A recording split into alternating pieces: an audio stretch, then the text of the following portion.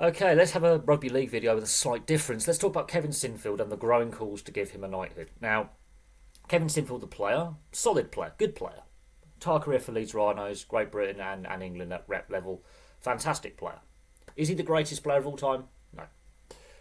But then in recent years, something has happened. Now, it's a very, motor neurone disease is a horrendous disease for the person suffering it, and the family and friends watching their loved one just fade before their eyes.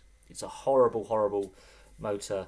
The motor neurons in the brain and the muscles just break down, and then you lose the ability to walk, talk, and eventually you just can't breathe on your own without a ventilator. It's the best way to describe motor neurone. It's horrible. And post-retirement, Kevin Sinfield's obviously been involved in coaching in both league and union, and involved with the Leeds Rhinos as director of rugby, and he's done great things in the sport, both two sports actually. And then Rob Burrow gets diagnosed with motor neurone disease, and Kevin Sinfield stepped up and did stupid amounts of fundraising and put his body on the line with all those marathons, and he still does it now with the fundraising. And you can see it's taken a physical and emotional toll on him. He has dedicated a good portion of the last, I think, 3-4 years in to basically raising money for motor neurone disease. And initially it's obviously for his friend Rob Burrow, but then whilst Rob Burrow was going through, the disease, so was Doddy Weir, who sadly also passed away, former rugby union player, who himself helped raise awareness and money for Joost van der Westhuizen, South African Springbok legend, who also sadly passed away from motor neurone disease. And so there's a whole chain link here. So a couple of years ago, Rob Burrow and Sinfield were present at a game that Doddy Weir, just after Doddy Weir passed away, at Murrayfield, where they were guests of honour in regards to the motor neurone disease research. I remember this in the Six Nations, and Doddy Weir's family were there, and they'd obviously built a relationship as well.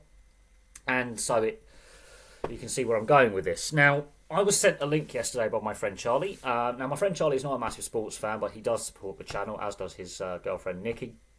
They're big supporters of the channel and myself. And this is where I want to leave the next bit of this. So I get sent this political link on Instagram, and it's Sir Lindsay Hoyle, who is involved with the RFL. He is a rugby league fan, but he's a politician. Now, he's the Speaker of the House of Commons here in the UK.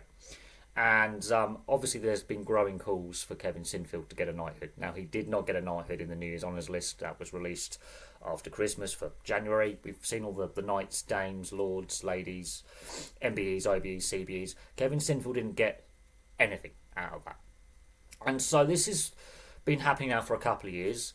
And for those who aren't rugby league fans, Kevin Sinfield has now become more of a household name because of the fundraising he has done for Rob Burrow, and in a little bit for Doddy Weir as well, for both foundations, with all the marathons he's run, all the long distance running, like 10Ks. I think he did 7 marathons in 7 days. He ran from Leeds to London. All these feats of endurance to raise money for Rob Burrow, and a little bit for Doddy Weir when Doddy Weir was still with his foundation as well in regards to motor neurone disease.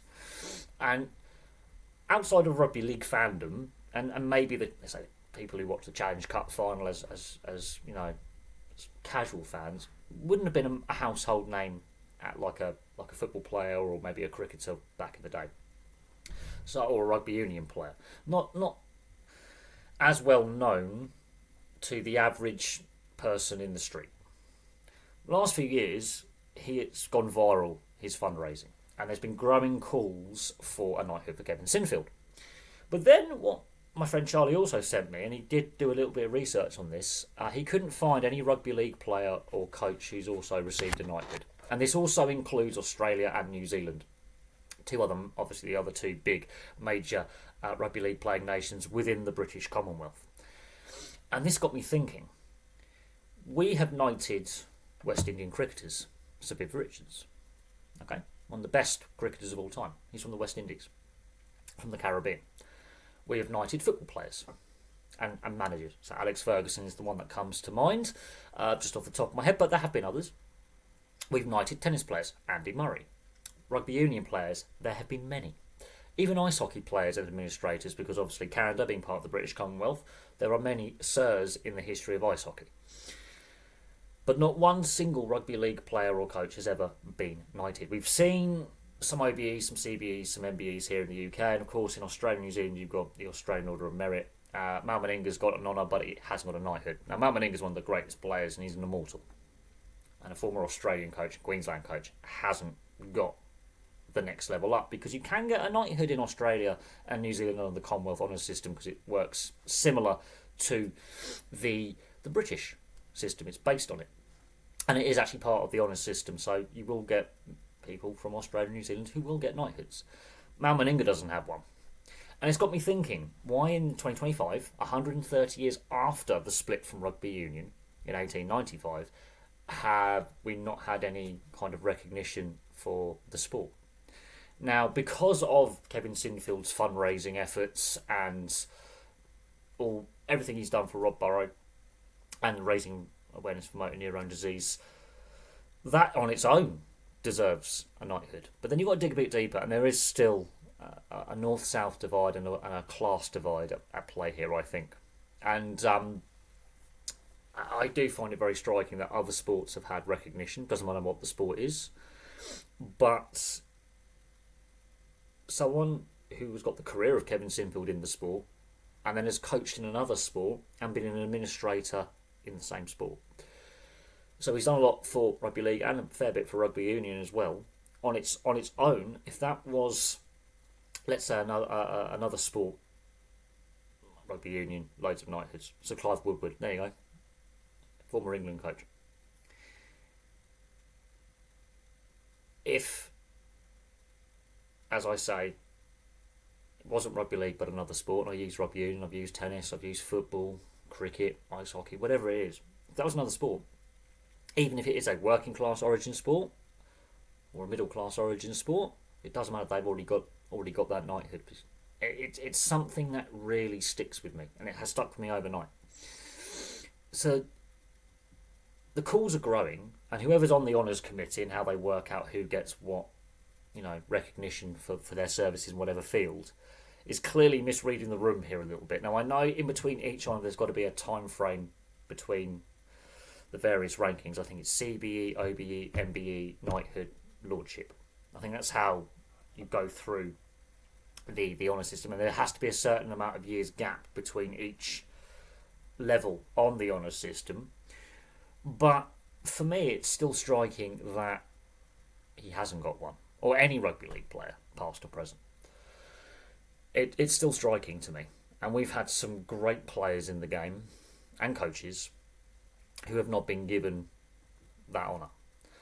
So the pressure's growing. It's now become a bit more of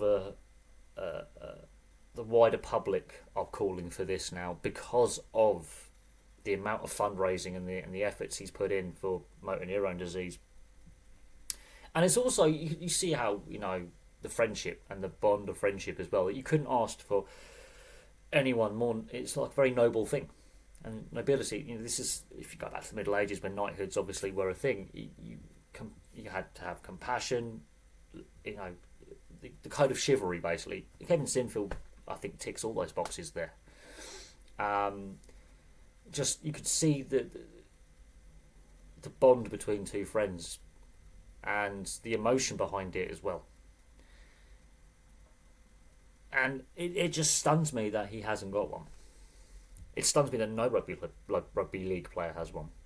But yet we've knighted cricketers and and tennis players and football players and coaches as well. And somehow, even Mal Meninga in Australia, who has, I think he's an Australian Order of Merit, I think, or whatever. I don't know how the Australian version of the OBE, CBE, MBE system works, but he's got AM after his name, which is an equivalent to a similar Brit. He hasn't got a knighthood. Possibly the greatest living immortal the game has ever seen, probably one of the greatest ever players to play the game. That stuns me. So I find it a travesty that Kevin Sinfield hasn't got one. And I also find it a travesty that some other former players haven't got them either. both here and in Australia and New Zealand. It stuns me because on the motor neurone disease fundraising that Kevin Sinfield has done, we have seen people on similar kinds of fundraising receive knighthoods. Captain Tom, he got a knighthood in the honours list a few years back after COVID. Let that sink in. Let that sink in. There is still, within the honours system and within society, that a north-south divide to a certain aspect. There are some parts of the north of England that have some very wealthy areas and some very wealthy individuals, and there are people from those said areas with knighthoods and damehoods. But there's also a class divide, and the haves and have-nots, and it's still persistent within the honours system and how we recognise merit within that system for achievements within your certain field. So there's now political pressure and public pressure on politicians, should I say, to do something. And it's reached the House of Commons, and there has been petitions, to get Kevin Sinfield knighthood. And whoever's on the honours committee has clearly misread the public mood in the room. And if and when, because I think he is going to get a knighthood at some point, he does receive that accolade, I think it will open the door for others to also be similarly rewarded under merit for their services to a very community-based sport. And it's not just his services in rugby league and rugby union for that matter. It is for Kevin Sinfield and his fundraising and his mateship and the person he is. It does stun me. I think he deserved a knighthood a couple of years ago, if not a lot longer, in recognition for what he's done in both sport and for charity fundraising.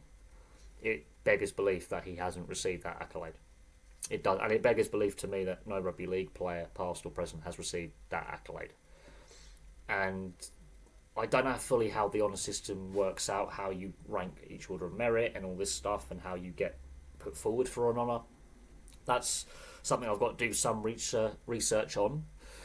But whoever's on that honours committee and how they're working out who's eligible for what, how they've overlooked Kevin Sinfield for his efforts in the last few years is quite frankly bizarre, because they've clearly misread the room. But that's my 2 cents on it. I think he deserved a knighthood several years back, but he's now become a household name here in the UK and further afield for what he's done. It's viral on the internet, which is the way news spreads these days quickly, and there are growing calls from the public, many of whom aren't even rugby league fans.